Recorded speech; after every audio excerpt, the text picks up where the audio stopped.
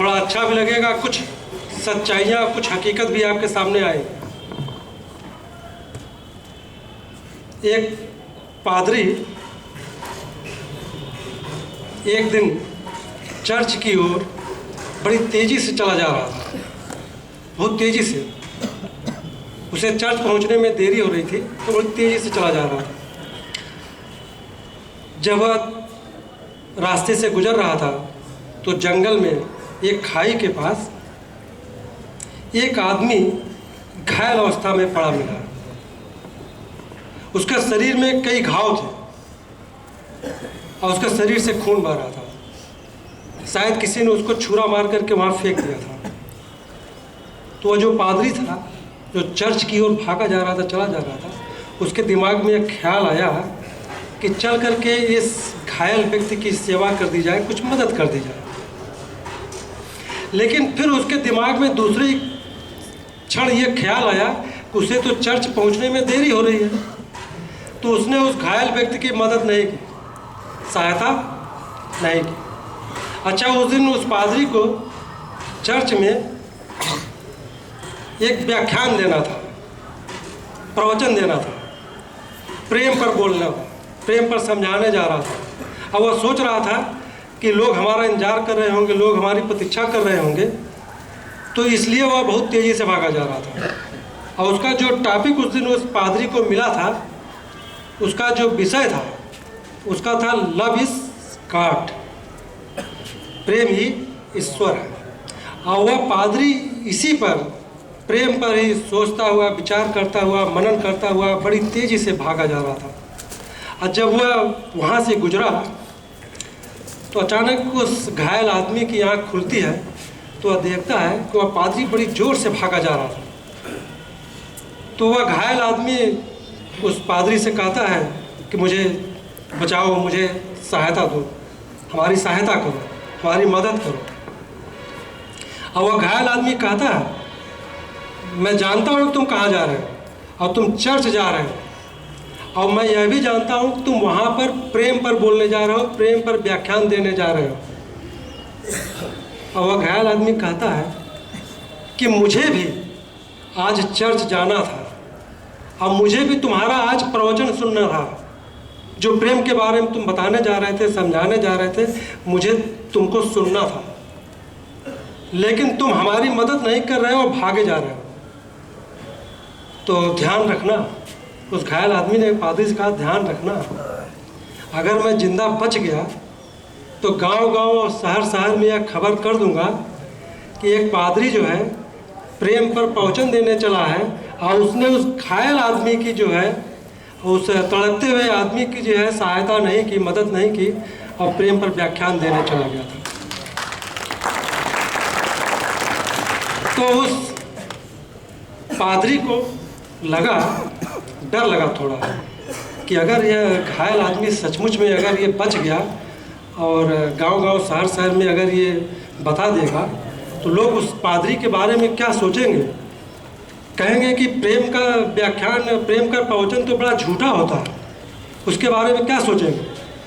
तो उसके बाद उस पादरी ने मजबूर होकर के सोचा कि चलते हैं, देखते हैं। तो जब वह उस घायल आदमी के पास पहुंचता है तो देखता है तो बड़ा घबराता है वह पादरी। वह कहता है, तुम्हारा चेहरा कुछ जाना पहचाना सा लग रहा है, लगता है तुमको मैंने कहीं देखा, ऐसा लग रहा है कि तुमको मैंने कहीं देखा। तो वह घायल आदमी जो था वह कहता है कि मैं तो शैतान हूँ, मैं दुष्ट आत्मा हूँ, और पादरी और पुरोहितों से तो मेरा पुराना नाता रहा, और तुमने नहीं देखा होगा तो किसने देखा होगा, तुमने नहीं देखा होगा तो किसने देखा होगा।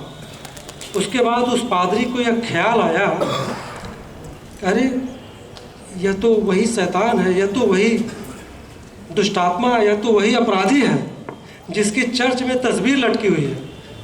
जैसे कि आप लोग जानते होंगे कि थानों में भी कुख्यात अपराधियों की फ़ोटो लगी होती है, उसी तरह चर्च में उसकी फ़ोटो लगी हुई थी, उस आदमी की, उस घायल आदमी की, शैतान की। और जैसे ही उसको पता चलता है कि तुम तो शैतान हो, तुम तो अपराधी हो, और उसी बात वह अपने दोनों हाथ वापस खींच लेता है और मदद नहीं करता है। वह पादरी कहता है, हम तुम्हें क्यों बचाएं? तुम तो शैतान हो, तुम तो अपराधी हो, तुम मर रहे हो, ठीक है तुम मर रहे हो, हम तो चाहते हैं कि तुम मर जाओ, तुम तो शैतान हो, अब भगवान का धन्यवाद कि तुम मर रहे हो। उसने कहा कि मैं जाता हूँ, मैं तुम्हें नहीं बचाऊंगा। तो शैतान जो है जोर से हंसा, चीखा और चिल्लाया। उसने कहा, याद रखना, जिस दिन मैं मर जाऊंगा उस दिन तुम्हारा धंधा भी मर जाएगा। जिस दिन मैं मर जाऊंगा उस दिन तुम्हारा धंधा भी मर जाएगा और मेरे बगैर तुम जिंदा नहीं रह सकते, जीवित नहीं रह सकते। मैं समाज में हूँ तो तुम जिंदा हो। और जिस दिन मैं मर गया, जिस दिन शैतान समाज से मर गया, उस दिन समाज से पंडा, पादरी, पुजारी, पुरोहित सब मर जाएंगे, क्योंकि दुनिया अच्छी हो जाएगी।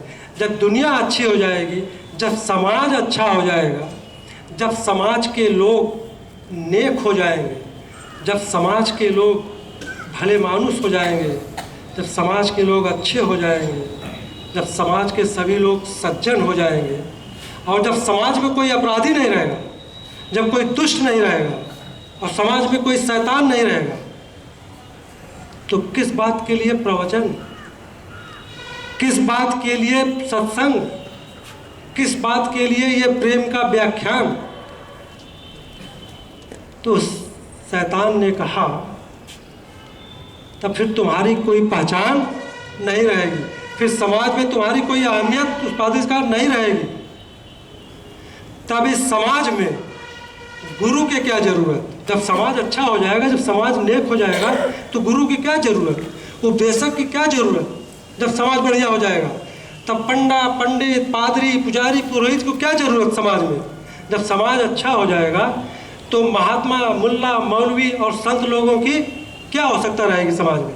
कोई आवश्यकता नहीं रहेगी। उसके बाद उस पादरी ने उस शैतान की बात को बड़े ध्यान से सुना, और सुना ही नहीं, सोचा भी और विचार किया, और फिर घबराया कि अरे इसने तो बड़ी ही बेसिक बात बोल दी, इसने तो बहुत ही बुनियादी बात बोल दी, इसने तो बहुत ही मौलिक बात बोल दी।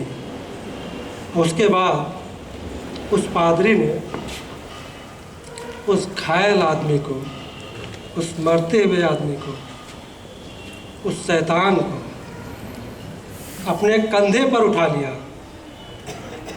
और कहा, मेरे प्यारे शैतान,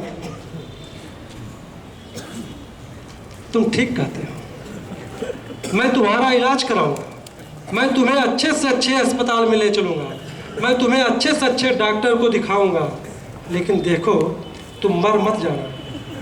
तुम ठीक कहते हो, जिस दिन तुम मर गए उस दिन हम साफ हो जाएंगे। उस पादरी ने सोचा, जिस दिन समाज से अपराध समाप्त हो जाएगा, जिस दिन समाज से अत्याचार समाप्त हो जाएगा, जिस दिन समाज से बुराई समाप्त हो जाएगी, उस दिन हम भी समाप्त हो जाएंगे, समाज अच्छा हो जाएगा। और इतना ही नहीं, जेल भी साफ हो जाएगी, जेल भी साफ हो जाएगी। तुम जिंदा हो तो हम भी जिंदा हैं। धन्यवाद।